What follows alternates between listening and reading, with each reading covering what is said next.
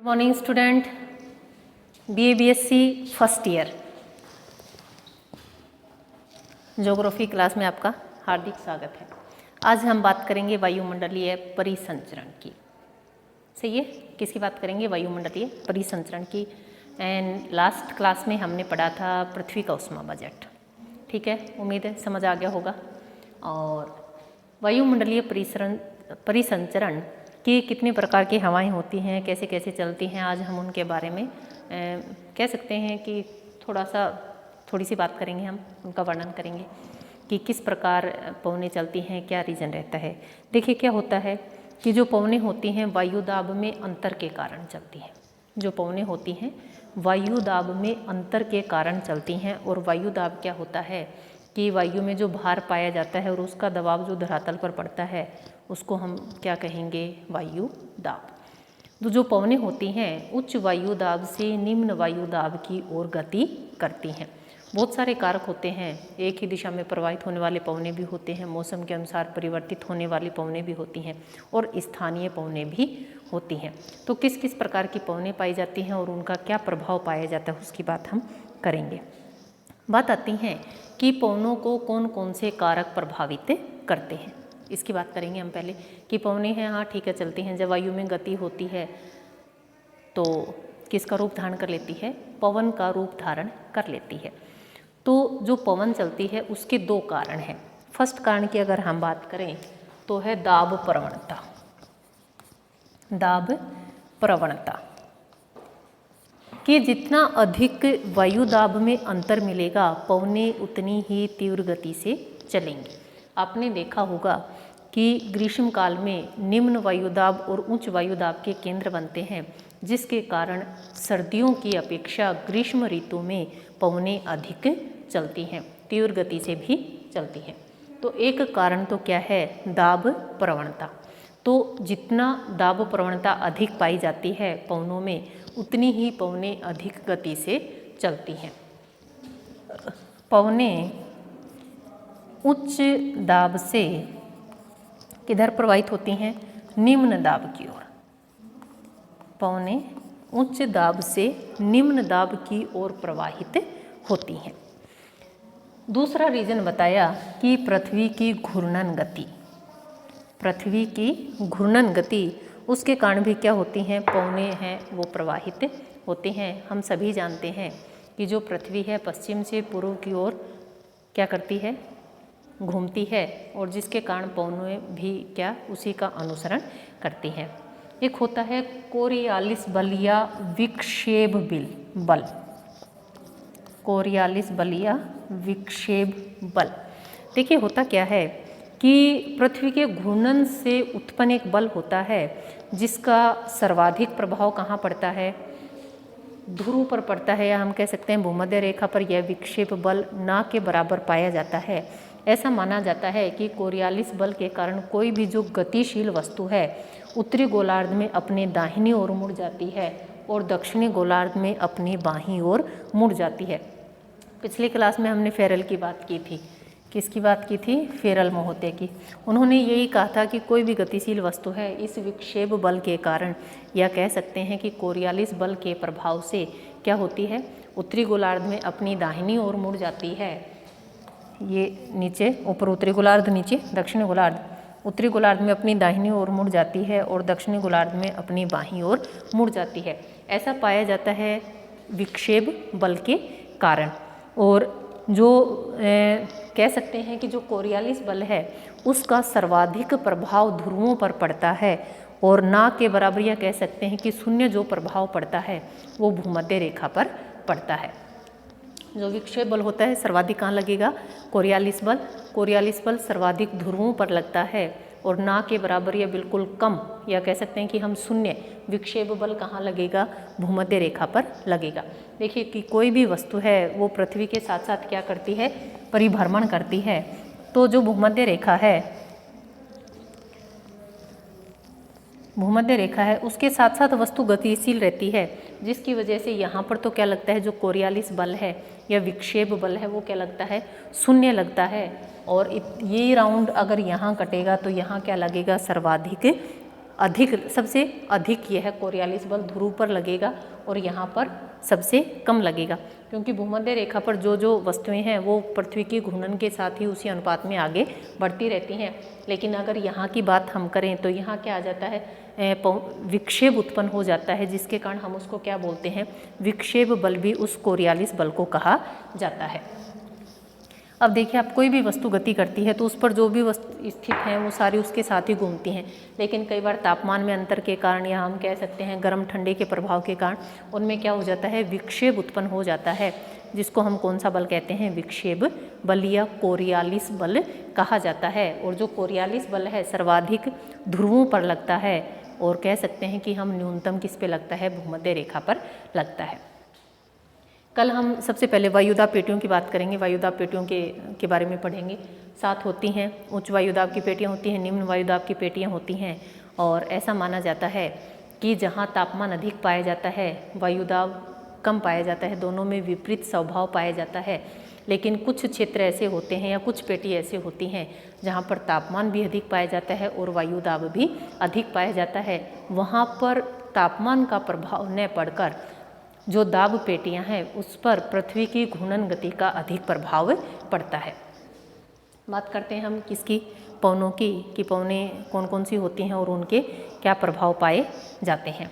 तो पवनों की बात करने से पहले हम बात करेंगे फेरल के नियम की। मैंने आपको बताया था, तो फेरल का जो नियम था कि जिस दिशा में पवन प्रवाहित हो रही हैं उस दिशा आप मुँह करके खड़े हो जाएं, तो जो हवाएं हैं उत्तरी गोलार्ध में आपकी दाहिनी ओर, दक्षिणी गोलार्ध में बाहिनी ओर चलेंगे। देखो यही चीज़ मैंने आपको यहाँ बताई थी, ये आपका उत्तरी गोलार्ध, ये दक्षिणी गोलार्ध, कि जिधर से हवा चल रही है उधर मुँह करके खड़े हो जाएंगे तो इधर दाहिनी ओर, उत्तरी गोलार्ध में दाहिनी ओर मुड़ेंगे और दक्षिणी गोलार्ध में बाहिनी और बाईं ओर अब ये हवाएं हैं जो मुड़ जाती हैं। बायल बेलेट थे, उन्होंने यह जो इस प्रकार का जो सिद्धांत था वह वायुदाब से संबंधित करके उन्होंने दिया था कि जिस दिशा में हवा चल रही है उस दिशा मुंह करके खड़ा हो जाएं, तो जो उत्तरी गोलार्ध है उसमें न्यून वायुदाब बाईं ओर तथा दक्षिणी गोलार्ध में दाहिनी ओर मिलता है। तो उन्होंने वायुदाब को परिभाषित किया था और जो फेरल महोदय थे उन्होंने पवनों की दिशा के बारे में वर्णन किया था कि विक्षेप उत्पन्न हो जाता है जैसे ही उत्तरी गोलार्ध में प्रवेश करती हैं तो पवनें अपनी दाहिनी ओर और दक्षिणी गोलार्ध में बाहिनी ओर मुड़ जाती हैं। ये क्या पाई जाती हैं, जो ये पवनें हैं उनका स्वभाव पाया जाता है। ठीक है, अब हम इस टेबल की बात कर लेते हैं थोड़ा सा। देखिए, जो वायुमंडलीय परिसंचरण होता है 3 प्रकार होते हैं उसके, प्राथमिक, द्वितीय और तृतीयक। प्राथमिक परिसंचरण, द्वितीय परिसंचरण और तृतीय परिसंचरण। जो प्राथमिक परिसंचरण होता है उसको हम सनातनी, नित्यवाहिनी, सदावाही, ग्रहीय या भूमंडलीय भी कहते हैं। ये सारे पवन है, पवन के ही नाम है। सनातनी पवनें, नित्यवाहिनी मतलब ऐसी पवनें जो वर्ष भर एक ही दिशा में प्रवाहित होती हैं। कौन सी पवनें कहेंगे, सनातनी पवनें कहेंगे, उन्हीं को सदावाही पवनें कहेंगे, नित्यवाही पवनें कहेंगे, भूमंडलीय पवनें कहेंगे या ग्रहीय पवनों के नाम से उनको जाना जाता है। ये जो पवनें होती हैं ये 3 प्रकार की होती हैं। ऐसी जो पवनें होती हैं वो वर्ष भर एक ही दिशा में प्रवाहित होती हैं। इन पवनों की यह विशेषता पाई जाती है कि यह अपनी दिशा में परिवर्तन नहीं करती हैं, ये वर्ष भर एक ही दिशा में प्रवाहित होती रहती हैं। फर्स्ट बात करें इसमें व्यापारिक पवन, सेकंड है पछुआ पवन और तीसरी है ध्रुवीय पवन। देखिए स्थिति क्या बनती है।